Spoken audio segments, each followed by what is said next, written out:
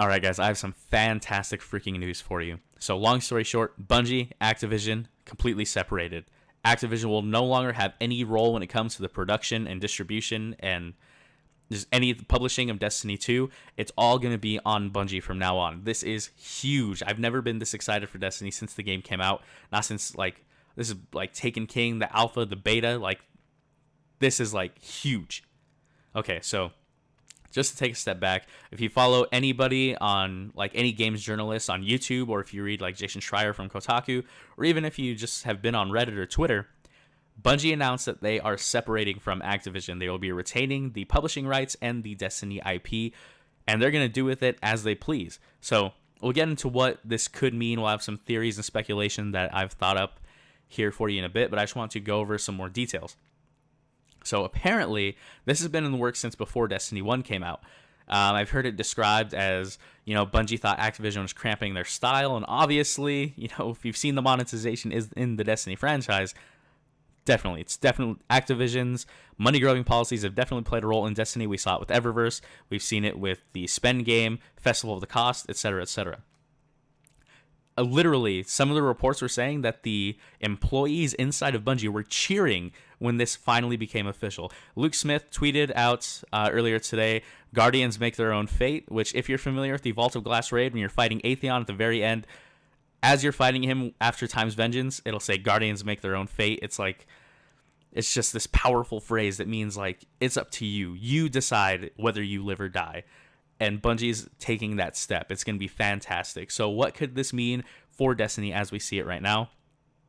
Primarily, I think the most obvious one is that the monetization in the game is probably going to go way down. I've heard speculation that the Eververse might be going completely away. I don't buy into this just because loot boxes bring so much money to the game, and because they don't have those large Activision coffers refilling them every so often, they're probably definitely going to keep Eververse in as monetization. But this could mean that we could be getting a lot of those cosmetic items put into the game. Imagine getting exotic ship sparrows and ghost shells, not from Eververse loot boxes, but from raid drops, from post-game drops, This is huge, just where it could go on the monetization front.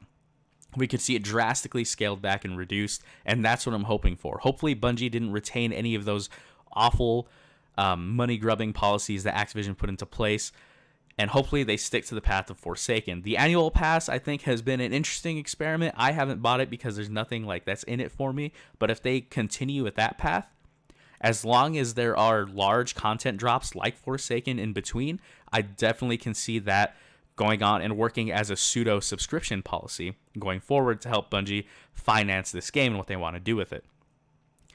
Some other things, of course, the next Destiny release is most likely definitely not going to be on the Activision or the Blizzard launcher, I should say. Destiny 2 will most likely stay there because it's already been released there. I'm sure their agreement says that for the lifetime of the game, it's going to be on the Blizzard launcher. I don't see that changing anytime soon, but a lot of people are speculating that for Destiny 3, they can either go the Steam route, or they might just throw it onto the Epic Games launcher because of Fortnite, and they recently signed a deal with Ubisoft, so if Epic Games can get The Division and Destiny 2, this was talked about in the Fireteam Chat episode earlier today, they will have a huge corner on the social game market. This is huge, guys. Let me know if you're excited too.